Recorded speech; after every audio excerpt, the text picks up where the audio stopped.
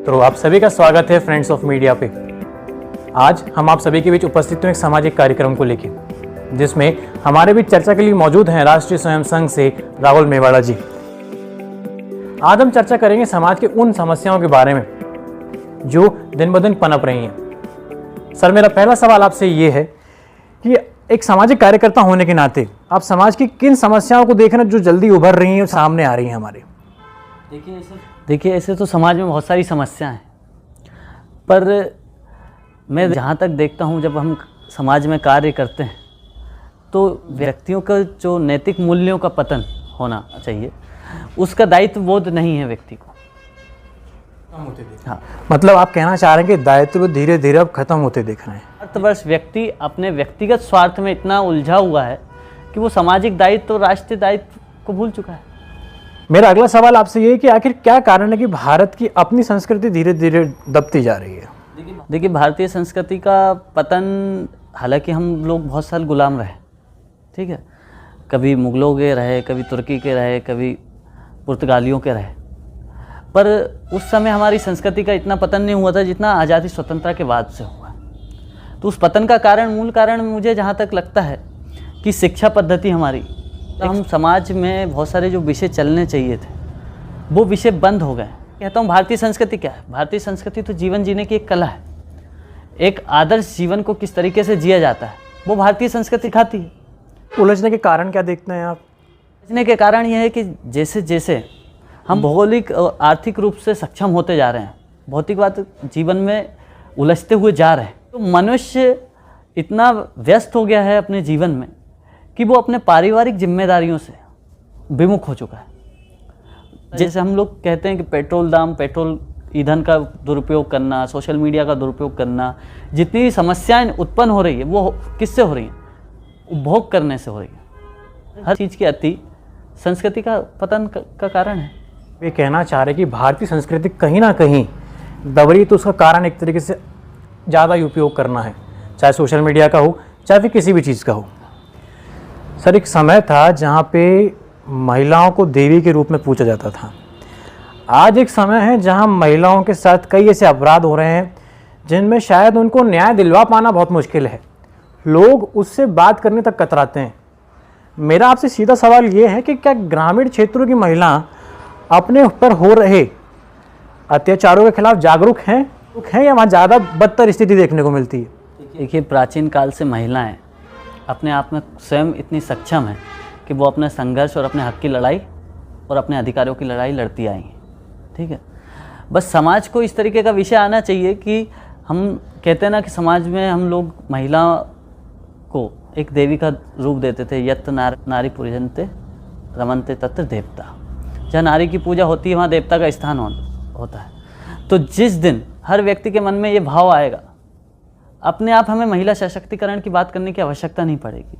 और रही बात महिलाओं की कि ग्रामीण क्षेत्र में महिला अपने ऊपर हो रहे अत्याचारों से लड़ने के लिए जागरूक है या नहीं, तो मेरा कहना यह है कि मतलब शहरों से ज़्यादा ग्रामीण में महिलाओं को सम्मान मिलता है और महिला घर की लक्ष्मी होती है।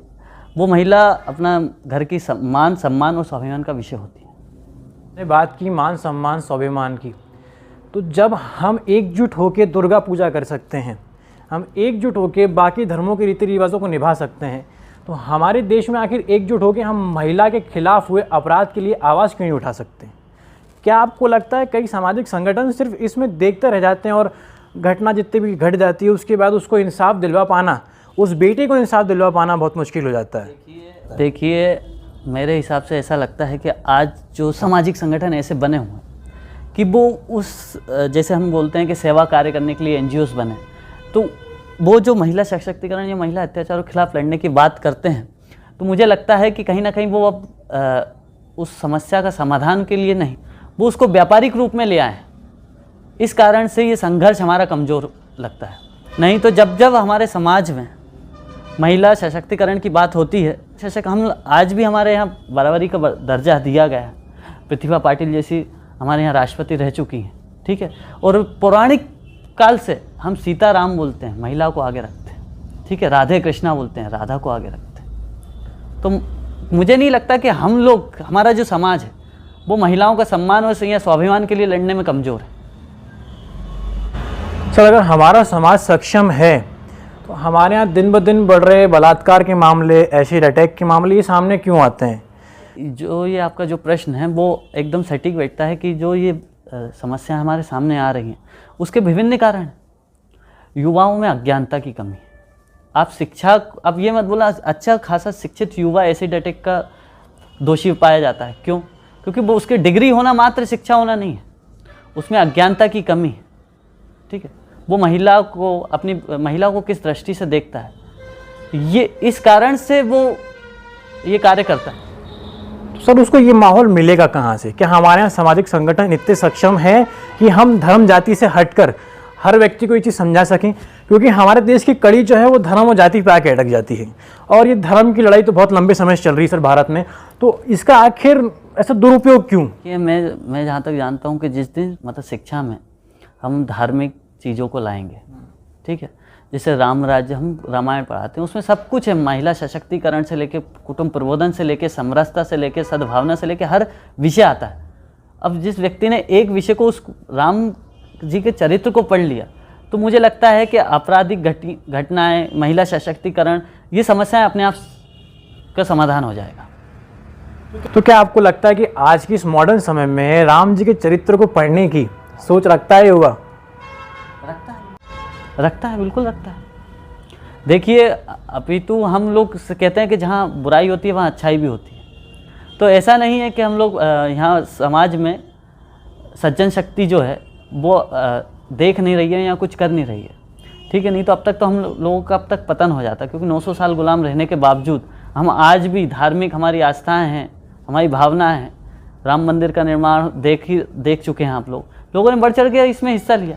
तो ये समझ जाइए कि इसमें युवा से लेके हर एक व्यक्ति का एक अपनी भावनाएं उससे जुड़ी हुई हैं।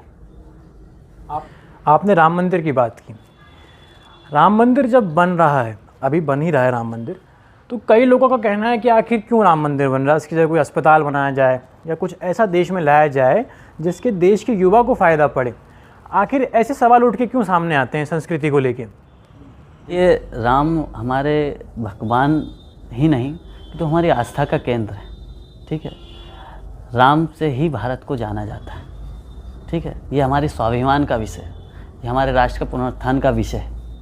इसे एक आप मंदिर ही मत देखिए, वो हमारे लिए राष्ट्रीय मंदिर है, ठीक है।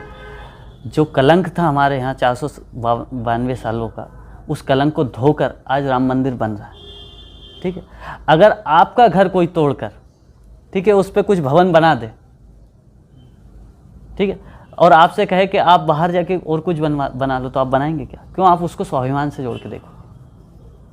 जिस मुद्दे पे, आस्था के विषय पे हमारे देश में हिंसा देखने को मिल रही है, क्या ऐसे जो बाकी देश हैं जो भारत से जुड़े हुए हैं, क्या उसमें नहीं जाता होगा कि भारत के अंदरूनी विषयों में ही भारत में कई कलेश की वजह हैं? लोगों ने आपने देखा होगा करीबन 2500 करोड़ से रुपये ज़्यादा का समर्पण राशि आई है। तो कहीं ना कहीं हिंदू समाज ने नहीं, भारतीय समाज ने एक अपने राष्ट्र मंदिर को बनाने के लिए अपनी ऊर्जा लगाई है, और वो भी सकारात्मक रूप में। और कुछ अपवाद स्वरूप कहीं कहीं हिंसा देखने को मिली, तो वो राजनीतिक स्वार्थ भी हो सकता है, और हमें उस हिंसा को ना देखते हुए उसके पीछे के कारण को जानना चाहिए कि क्यों और किस लिए हो रहा है। मतलब आप ये कहना चाह रहे हैं कि अपना राजनीतिक स्वार्थ देखते हुए भारत में अभी भी ऐसे राजनेता हैं जो शायद धर्म के विरुद्ध जाने में लगे हुए हैं। मेरा आपसे अगला सवाल ये कि देश में धीरे धीरे मॉडर्नाइजेशन बढ़ रहा है, हमारी अपनी संस्कृति शायद धीरे धीरे दबती जा रही है, हमें हर जगह मॉडर्नाइजेशन देखने को मिलता है। एक सबसे बड़ा इसकी जो चीज़ निकल के सामने आ रही है आज के समय में, न्यूक्लियर फैमिली। ऐसा कहा जाता है जितना आप कम हैं उतना आप सुखी हैं, जो कि पहले की बिल्कुल उल्टी चीज़ हो रही है। आप इस चीज़ पे क्या सोचते हैं? देखिए, एकल परिवार व्यक्ति के लिए ही नहीं अपितु पूरे राष्ट्र की अखंडता और एकता के लिए हानिकारक है, ठीक है। एकल परिवार से समाज में एकता की कमी, मतलब पहले तो परिवार हम क्या बोलते हैं कि हमारी सबसे छोटी इकाई, एकता की सबसे छोटी इकाई क्या होता है? परिवार। जब हमारा परिवार ही कमज़ोर रहेगा, परिवार ही टूटा बिखरा हुआ रहेगा, तो हम राष्ट्र को एक के सूत्र में कैसे पिरोएंगे? एक भारत श्रेष्ठ भारत को कैसे बनाएंगे, ठीक है। और एकल परिवार हमारे समाज में जितनी भी समस्याएं हैं, हम समस्याओं पर चर्चा कर रहे हैं, उन समस्याओं का एक सबसे बड़ा एक और मतलब समस्याओं का कारण है, ठीक है। संस्कृति कहते हैं कि संस्कार विहीन होना बच्चों का भविष्य हमारा भविष्य। पहले हमारे दादा दादी हमें मंदिर ले जाते थे, आज हम अपने दादा दादी को वृद्धाश्रम छोड़ा है तो संस्कार कौन देगा। माता पिता के पास समय नहीं है, वो अपने नौकरी व्यवसाय में इतना व्यस्त हैं कि बच्चों को समय नहीं दे पाते हैं। और इसका कारण और आता है, तनाव बढ़ता है। एक बात भाई साहब ने बड़ी अच्छी निकाली, अब बैठना बहुत ज़रूरी है आज के समय में। चीज़ें बढ़ रही हैं, तनाव बढ़ रहा है, उसको दूर करने का एक ही इलाज है परिवार। परिवार के साथ ज़रूर बैठें। मेरा अगला सवाल आपसे ये है, जिस तरीके से देश में कई धार्मिक संगठन चल रहे हैं, तो हमारे देश में आज के समय ऐसी कई घटनाएं घट रही हैं जिनमें धर्म को लेके एक तरीके से कह सकते हैं कि धर्म को आगे रख के अपनी बात कहलवाई जाती है। हाँ, चल रही है ना। हम धर्म को आड़े हाथों लेते हुए हमारे समाज को बांधने की कोशिश करते हैं। इसको वोट बैंक की राजनीति भी कहा जा रहा है।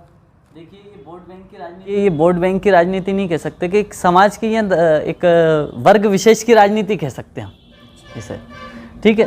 वो अपना वर्चस्व की लड़ाई के लिए, वोट बैंक के लिए नहीं, अपने वर्चस्व या अपने आप को श्रेष्ठ बताने के लिए वो समाज के लिए इन बाधाओं में बांधता है कि आप ऐसा करेंगे तो वैसा हो जाएगा।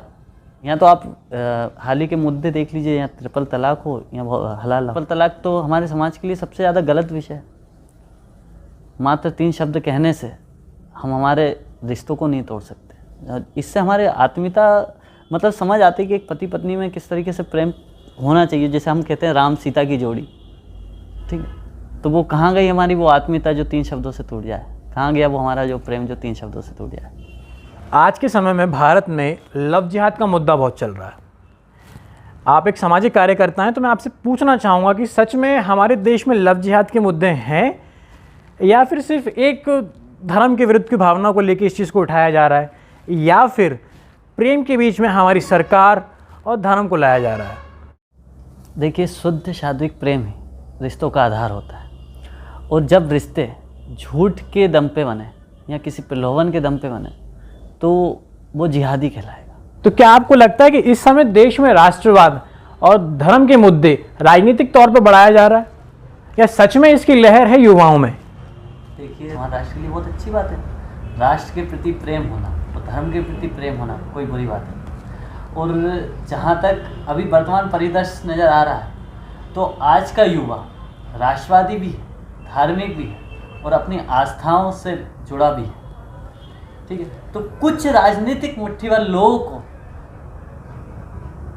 को उसके इस हिंदू समाज के जागरण से या भारत के युवाओं के जागरण से समस्या है, क्योंकि वो उसके प्रलोभन में नहीं आ पाते। तो आज हम सभी ने जाना कि समाज की कुछ समस्याएं हैं जो शायद हमारे युवा को कहीं ना कहीं भटका रही हैं, और कुछ राजनीतिक तत्व ऐसे हैं जो शायद हमारे युवा को कहीं ना कहीं भटका रहा है। धर्म, लव जिहाद के मुद्दे इस वक्त बहुत चल रहे हैं, लेकिन उनको समझना ज़रूरी है कि वो हकीकत में है ज़मीनी तौर पे या नहीं है, या सिर्फ सोशल मीडिया या कुछ व्यक्तियों के थ्रू उसको सिर्फ आगे बढ़ावा दिया जा रहा है, जिससे हमारे देश में धर्म को लेकर गलत धारणा या फिर किसी भी व्यक्ति को लेकर गलत धारणा बनाई जा रही है।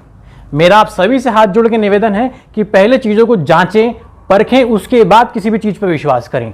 हमारा देश एक आत्मनिर्भर देश है, जितना हो सके कोशिश करें इस देश को आत्मनिर्भर बनाने की। हमारे युवा को आगे बढ़ना है, उसको आगे बढ़ने से कोई नहीं रोक सकता। इसी के साथ मैं आज का अंत करूंगा। आप सभी का बहुत बहुत धन्यवाद। हमारा कार्यक्रम पसंद आया हो, लाइक, सब्सक्राइब, शेयर करना बिल्कुल ना भूले। फिर मुलाकात होगी आपसे अगले कार्यक्रम में। जय हिंद।